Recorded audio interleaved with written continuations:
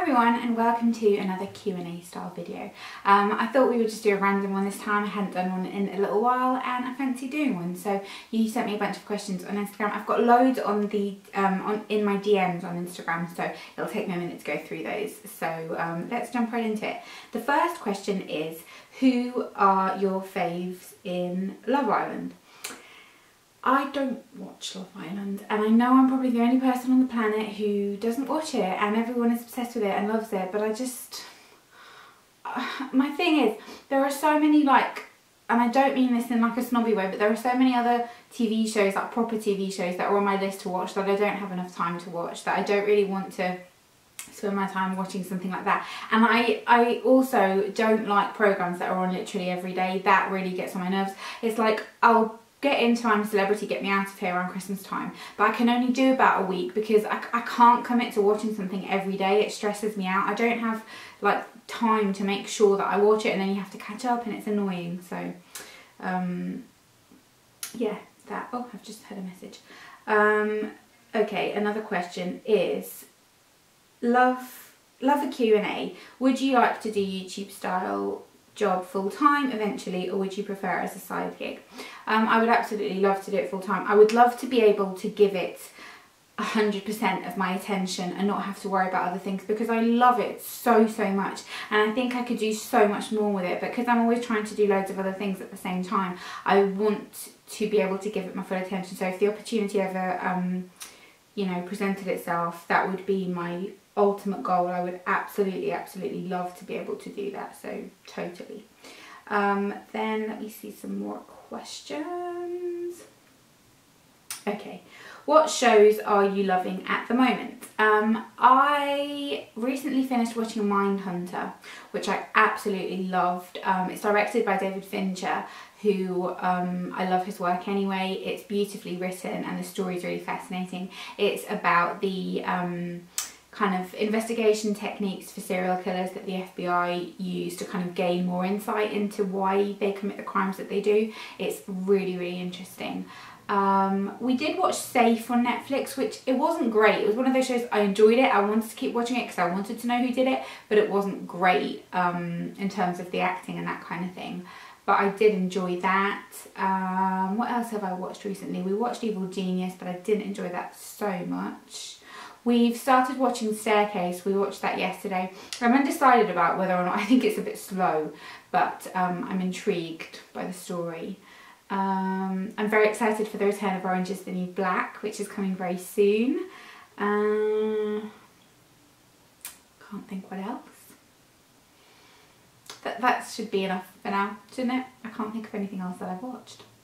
Oh, I've got Sharp Objects recording on Sky, but because I can't watch it week by week, I lose interest that way, so I've definitely got that recording. I'm really looking forward to watching that. The sun's just gone in now, hasn't it? It's making me look really weird and patchy. Who are your favourite artists of all time? I presume you mean like music artists. I've actually got really varied taste in music. I like some really crappy things, but then I like some really cool things as well, so it's kind of everywhere. Don't shoot me for saying this, but I really like Taylor Swift. I'm sorry, but like, her songs are just so incredibly catchy. I love her music. I like a lot of older things as well. If I like, it's weird. I like I said, quite a varied array of music, but like, for example, I really love Tupac. I really love his music, which you wouldn't think. Like, I always tell people that. They always ask, oh, what's your favourite Tupac song? And I always say it's Hit 'Em Up, which if you haven't listened to, it's very graphic. And people are always really shocked that I like that, but I love it. So yeah, I wouldn't say I have favourites necessarily. If I have female favourites, it would be Taylor Swift. Male favourites, I like a lot. I like a lot of chart music, and I like a lot of kind of older music as well. But then I like things like Queen, I listen to that. I really like I really like things like Bon Jovi, like older kind of rock, things like that. Quite diverse, but some shitty things in between. I still will listen to the Greatest Showman soundtrack on Spotify, and I still will listen to the Spice Girls on Spotify sometimes, along with, like, you know, David Bowie, so all kinds. What is one makeup brand you think is highly overrated? That is a really interesting question. That's a good question. Overrated.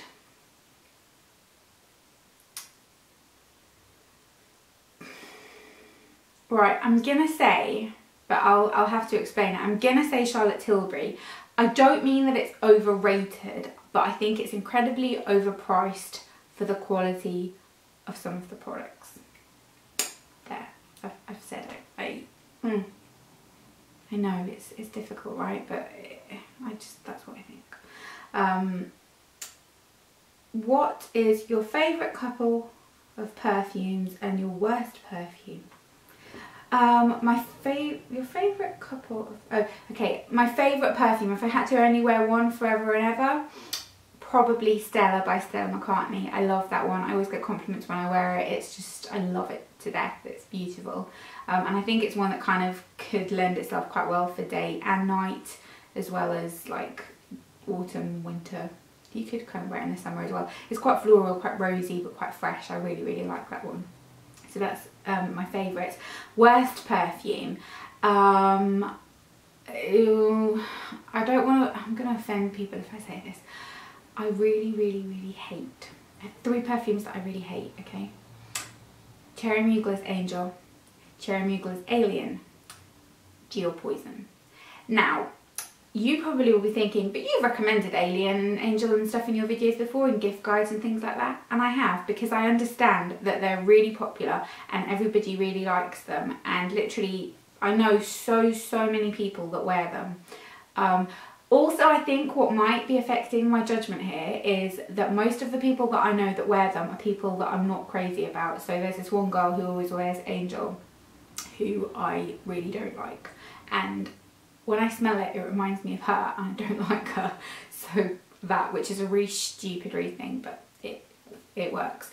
And I appreciate how iconic they are, and that they've stood the test of time. I even love the story behind how Angel was created, which was to smell like a fairground.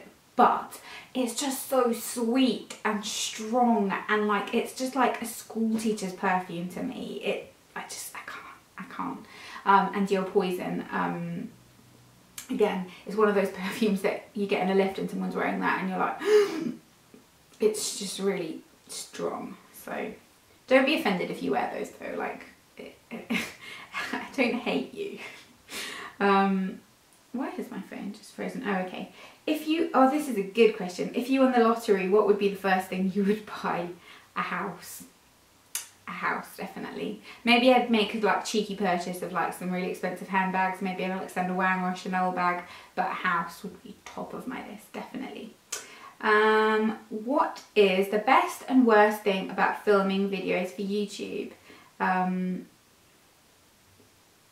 What is the best and worst?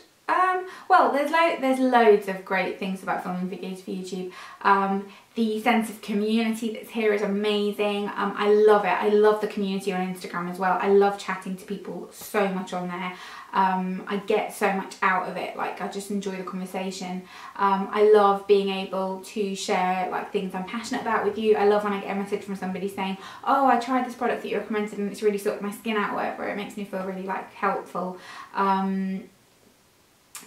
I love being able to try new products and talk to you about them, you know, that's a great side of it.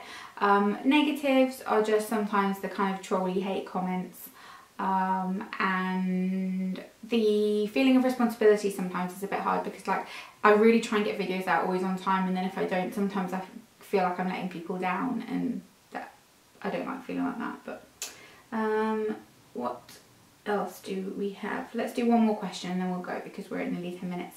What are your summer makeup must-haves, and do you have any tips for keeping your makeup on in this heat? That's a very good question. I better go and like all of these questions actually. I didn't do that earlier. That's not very nice of me. I always try to make sure that you know that I've seen your comments. makeup picks. I did 2 videos talking about all of my beauty favourites and my makeup favourites. So I'll link those down below for you because it'll give you a much more in-depth answer to that question. So that, and tips for keeping your makeup on in the heat. Wear as little as possible. Make sure you've got as little base as possible in terms of moisturiser and that kind of thing. Just do sunscreen. I really like the Body Shop one because it's really lightweight in texture and doesn't feel greasy. So something like that. Make sure you've got a tiny amount of like foundation. Use a setting spray if you feel like you benefit from that. To be honest, I feel with setting spray sometimes they make my skin even oilier, so I don't always bother with them, but work in really thin layers and powder it over the top and try and just keep your textures very thin. So like, don't go and do a whole complicated smoky eye and stuff because it will just move around. Just try and keep the textures very sheer and very thin, and I think that works quite well. But I hope you enjoyed this video. If you've got any questions you want me to answer in the next one, feel free to leave those down below and I will make sure to get back to you. And yeah, hope you enjoyed this. Bye bye.